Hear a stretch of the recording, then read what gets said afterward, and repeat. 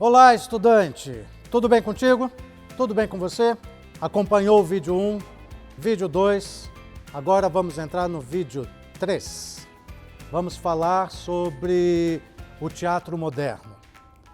Acompanhou a história do teatro grego, acompanhou a história do teatro medieval, Renascimento, então vamos entrar na Era Moderna. Vem comigo? Lembrando, esses vídeos são feitos pelo projeto Cultura e Programação no Complexo Cultural Samambaia, uma realização da Associação Imaginário Cultural e a Secretaria de Cultura e Economia Criativa do Distrito Federal. Vem comigo, vamos para o vídeo 3.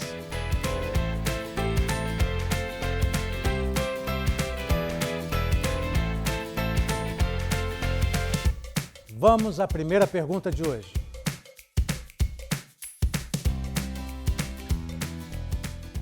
Olha, o diretor, ele aparece em meados do século XIX. Antes disso, havia a improvisação. Os atores trabalhavam, eles próprios definiam como seria a marcação de cena, né? Isso desde a Grécia Antiga.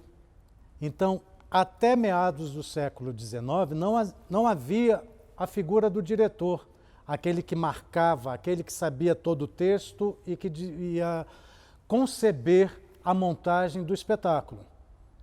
Ok? Então, o diretor aparece em meados do século XIX. A partir do diretor, aparecem outras funções também. Mas isso a gente vai ver depois. Próxima pergunta. Os exercícios de teatro também no século XIX, porque até então não se fazia exercício de teatro. O ator precisava estar com o corpo preparado para entrar em cena. Então, o máximo que poderiam fazer era um alongamento. Mas no século XIX começou a perceber-se que no teatro teria que ter também um aprimoramento do trabalho do ator. Então, exercício de teatro não quer dizer fazer polichinelo, ou um agachamento, ou isso, aquilo, como todo mundo faz numa aula de educação física. Não, exercício de teatro significa exercitar a imaginação do ator. Isso tudo para que ele trabalhe a imaginação do espectador. Quem é o espectador? É a plateia, é você que está assistindo a um espetáculo, você é o espectador. Então, qual é a função do ator? Convencer você que aquilo que ele está fazendo é uma verdade, por mais mentirosa que seja a história que está sendo contada naquele momento. Então, o exercício teatral é justamente isso, fazer com que o ator trabalhe a sua imaginação, trabalhe o seu corpo, trabalhe a sua voz, trabalhe o convencimento para que a plateia se sinta preenchida por todos os lados do fazer teatral. Próxima pergunta.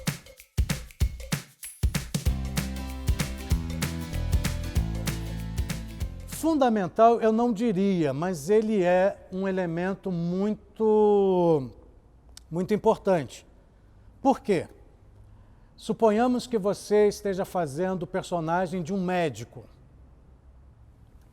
Para fazer o personagem de um médico, você precisa conhecer um pouquinho sobre o que o médico faz, para você não fazer de qualquer forma.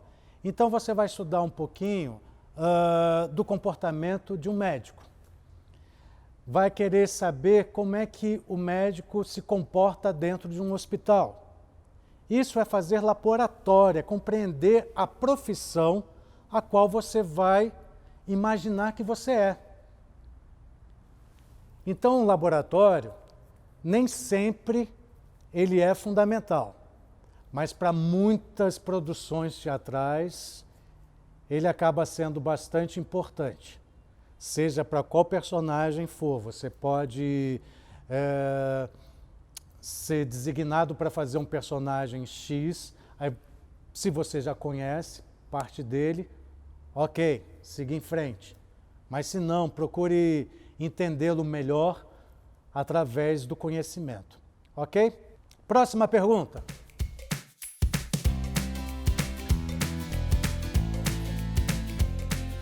A partir do século XIX, o teatro toma um outro corpo.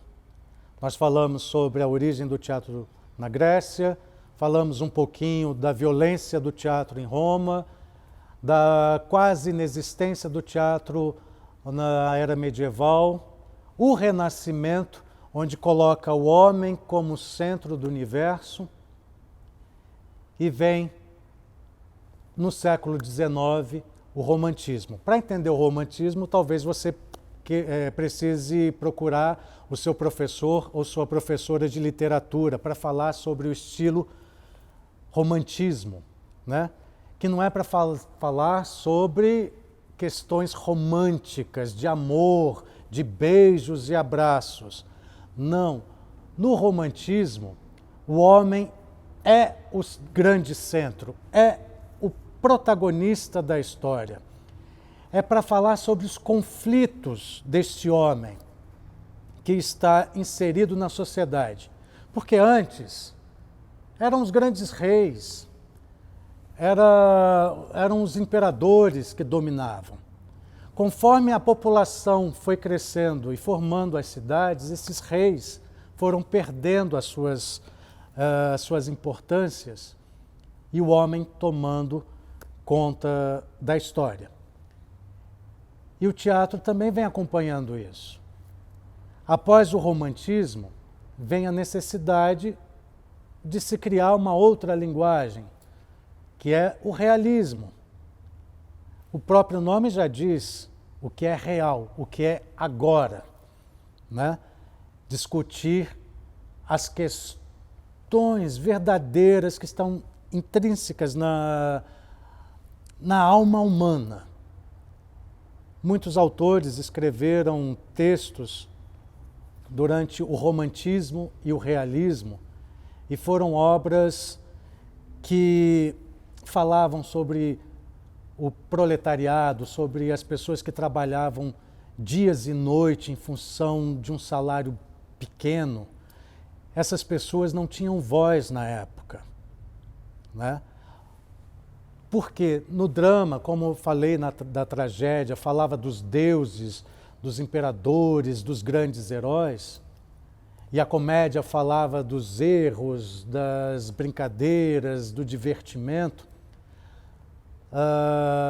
No Renascimento, ali com a comédia dell'arte, a comédie française, ou o próprio drama de Shakespeare, ou as próprias comédias de Shakespeare, falando do imaginário que acontecia, no século XIX, é o conflito humano que toma corpo. O teatro começa a ter um outro corpo. E foi muito importante para a evolução teatral do qual a gente conhece hoje, das várias linguagens, desde o classicismo até hoje. Então, através do realismo e do romantismo, que também se estende em outras áreas artísticas, como nas artes plásticas, você pode ver isso com um professor de educação artística, acontece também o simbolismo. A partir de então, as histórias tomam outras vertentes também.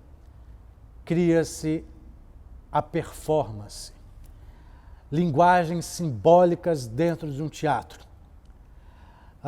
Começamos a entender o que vem a ser a quarta parede.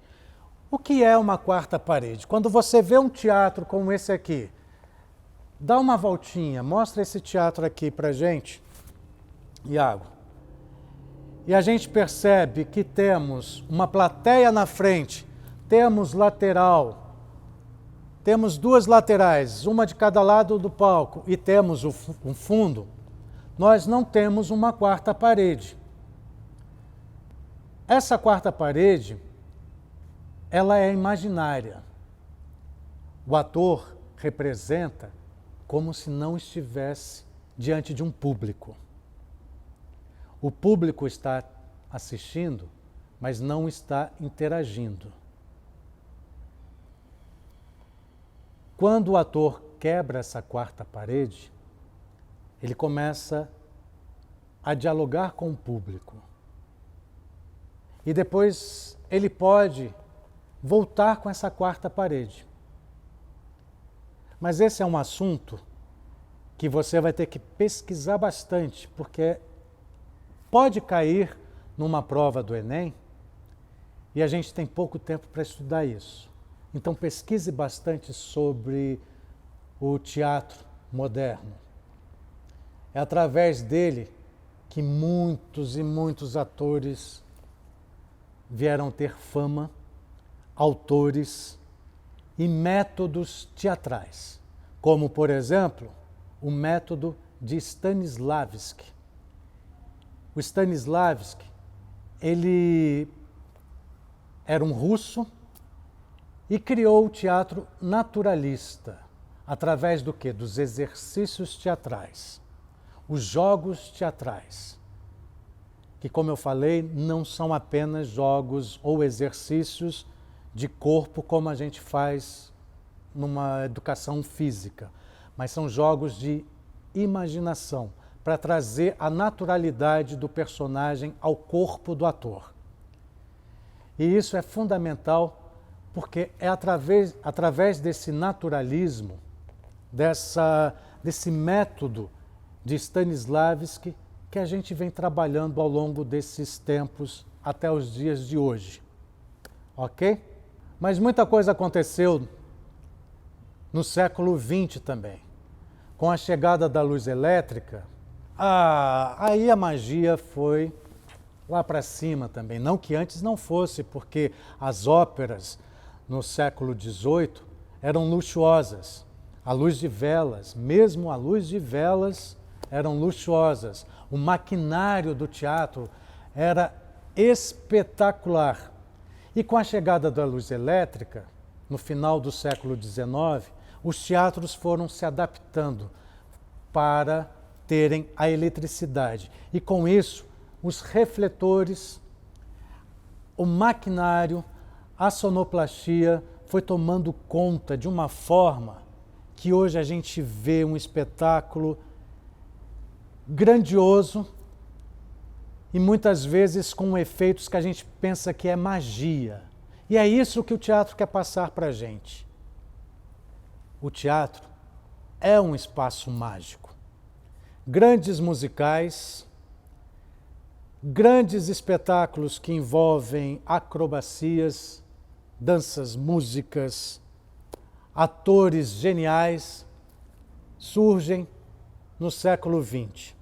E tenho certeza que você já ouviu falar de muitos, como, por exemplo, Fernanda Montenegro. No Brasil, que vamos falar no próximo vídeo, vamos abordar esses grandes artistas. Então é sua hora de pesquisar o teatro brasileiro e o teatro no mundo do século XX. Não se esqueça, o vídeo que nós estamos preparando é para você se preparar para o Enem. Então, pesquisa é uma coisa fundamental. Não se atenha apenas ao que é passado pelo professor, mas aprofunde a sua pesquisa através da internet. Ok? Nos vemos no próximo vídeo.